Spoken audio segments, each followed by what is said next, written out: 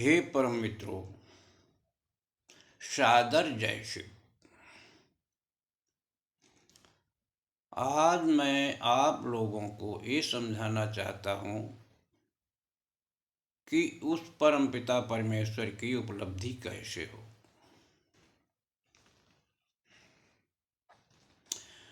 मान लिया कोई सेवा तो करता है, लेकिन भक्ति नहीं करता, तो उसकी सेवा अधूरी है।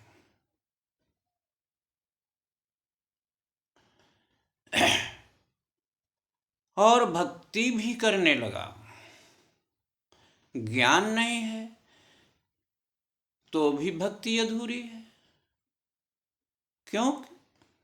भक्ति किसकी करें? जब ज्ञान नहीं है तो भक्ति किसकी करें?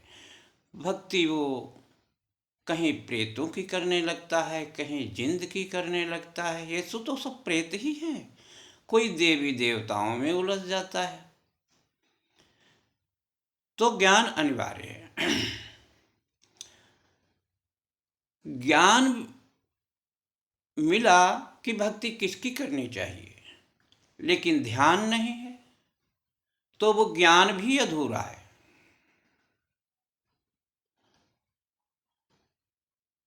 अगर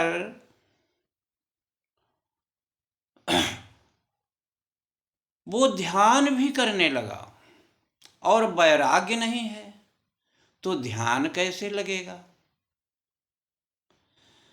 तो ये सब चीजें अनिवार्य हैं। सेवा किसकी बताई गई है कि सेवा करना चाहिए?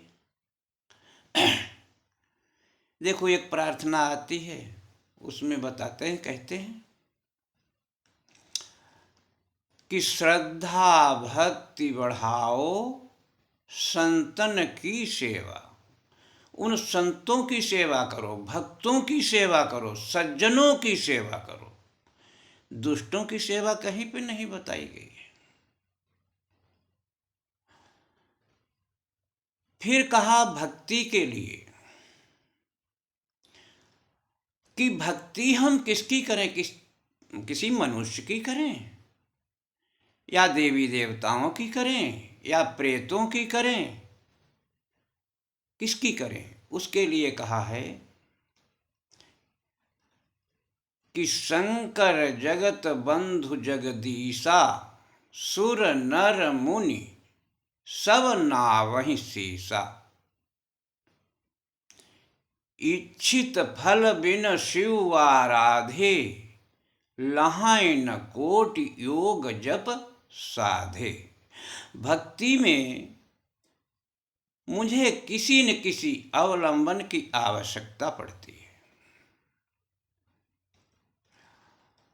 तो उसके लिए हमारे वेद और शास्त्र इन्होंने बताया है कि चित्र को लगाकर शंकर जी की उपासना करो, उनकी भक्ति करो, आरती करो। जिस तरीके से प्रसन्न हो सके उन्हें प्रसन्न करने की कोशिश करो, लेकिन उतने तक ही सीमित न रहना। ये संतों ने और शास्त्रों ने दोनों ने कहा है। फिर कहा ज्ञान के लिए, चलो भक्ति हो गई, ज्ञान के लिए कहा है कि सत्संग करो। बिन सत्संग विवेक न होई,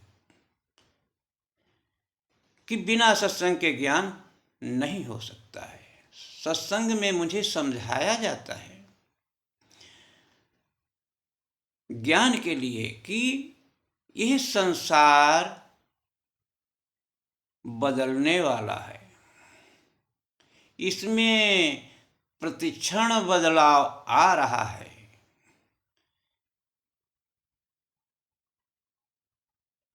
तो हम सत्संग को सुने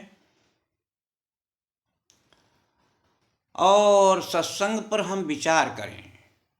जब विचार कोई मनुष्य करता है तो विचार से ही ज्ञान प्राप्त होता है। ज्ञान विचार से ही होता है। आंख मीचकर ज्ञान नहीं होता है।